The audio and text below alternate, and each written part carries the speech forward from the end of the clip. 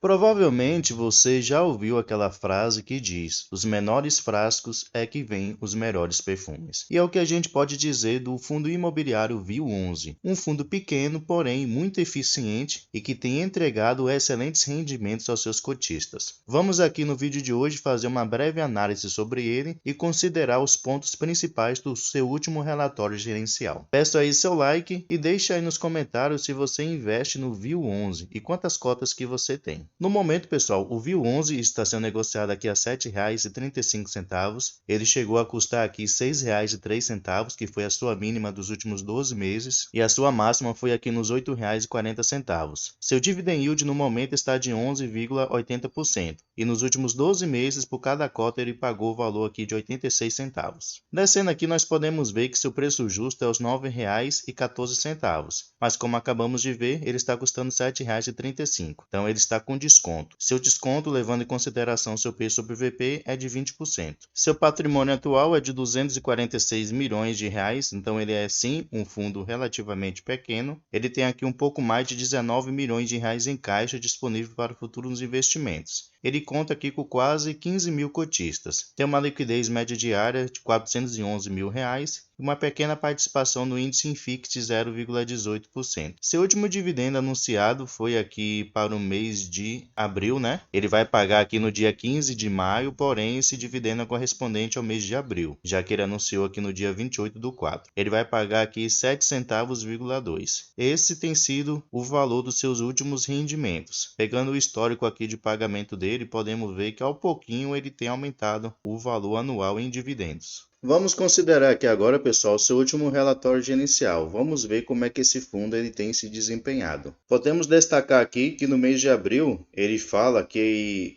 o professor Mira, que é especialista aí em renda variável do canal Me Poupe, ele fez um vídeo falando justamente sobre o fundo imobiliário VIL11. Isso acabou assim aumentando o número de cotistas do VIL11. Aumentou aqui mais de 7.500 cotistas, então um ponto bastante positivo. Já que ele falou sobre esse fundo, então mostra assim que ele realmente é um fundo que vale a pena investir. Com respeito aos resultados aqui do mês de abril, ele fez um caixa aqui de R$ 2.609.000. Ele teve aqui uma despesa de aproximadamente R$ 522.000. Então, no final, ele teve um resultado líquido de R$ 2.025.000. E desse valor, em resultado que ele teve, ele distribuiu aqui R$ 1.940.000. Então, ele gerou uma receita maior do que ele realmente distribuiu. No caso, ele gerou aqui uma receita de 7 centavos e meio e distribuiu 7 centavos,2. Então, isso é bastante positivo, que o fundo tem conseguido se sustentar, né? Não tem usado assim o seu caixa para poder manter rendimentos. E aqui no histórico de distribuição, nós podemos ter uma noção melhor que isso. Essa nuvem cinza aqui por detrás desse gráfico mostra qual é o resultado gerado. E aqui essa linha azul mostra o rendimento distribuído. Então, desde maio de 2022, nós podemos ver que ele tem conseguido gerar uma receita maior do que ele realmente tem distribuído. Então, isso é muito positivo para um fundo, pessoal. Além disso, ele tem aqui um resultado acumulado não distribuído de R$ 3.594.000. Então, ele tem aí todo esse caixa disponível para ele ainda poder fazer distribuição de rendimentos. Isso equivale aqui a 13 centavos,3. Então é como se ele conseguisse aí pelo menos se sustentar por mais 2 meses se ele não tivesse nenhuma receita. Aqui nós podemos ver a estimativa de distribuição de rendimentos até aqui o mês de maio de 2023.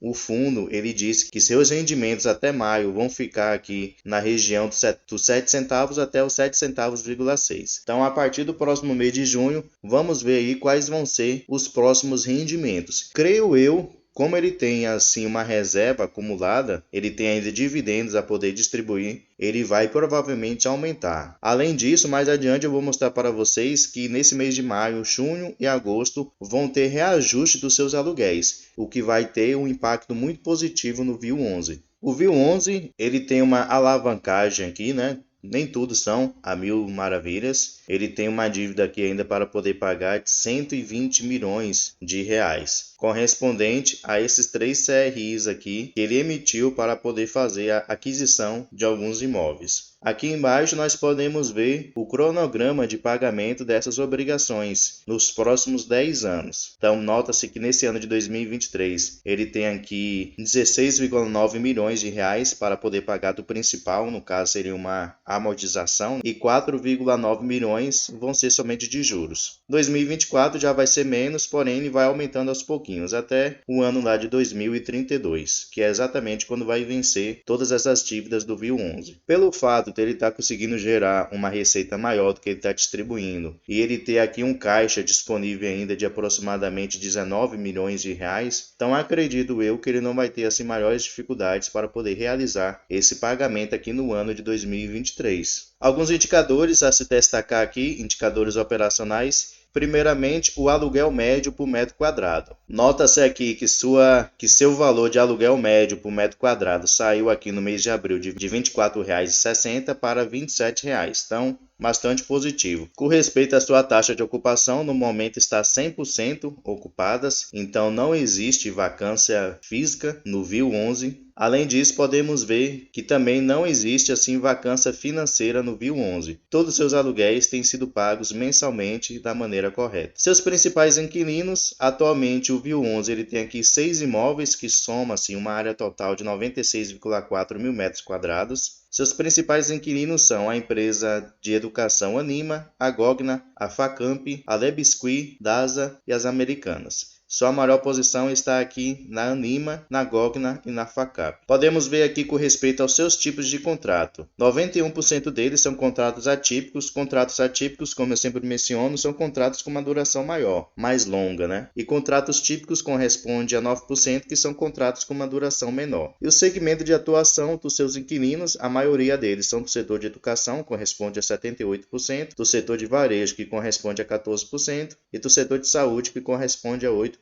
Um ponto muito interessante aqui do VIL 11 também é que a média de anos dos seus contratos é de aproximadamente aqui 8,5 anos. Então, a maior parte dos seus contratos vão vencer daqui 8,5 anos. Ele tem aqui alguns contratos que vão vencer nesse ano de 2023, corresponde a 9%, 2024 e 2025, porém, os restantes só vão vencer lá em 2033 e 2036, a maioria deles. Outro ponto a se destacar, como eu havia mencionado com vocês anteriormente, é o mês de renovação dos seus contratos. Nota-se que nesse mês de maio vai ter um reajuste aqui de 13% dos seus contratos, no mês de junho 15% e no mês de julho 45%. Então, somando esses próximos 3 meses aqui, 45 mais 15, 60 mais 13, 73%. Nos próximos 3 meses vão ter reajuste. Então, sua receita ela vai aumentar bastante. E na maioria desses contratos é usado aqui o índice IPCA para fazer o reajuste e uma pequena porcentagem aqui de 0,5% usado o IGPM. E aqui no final vocês podem conferir cada um dos imóveis, dos 6 imóveis que atualmente o VIL 11 ele tem. Aqui ele fala qual é o tamanho do imóvel, a localização, a taxa de ocupação, quem são os locatários e os tipos de contratos.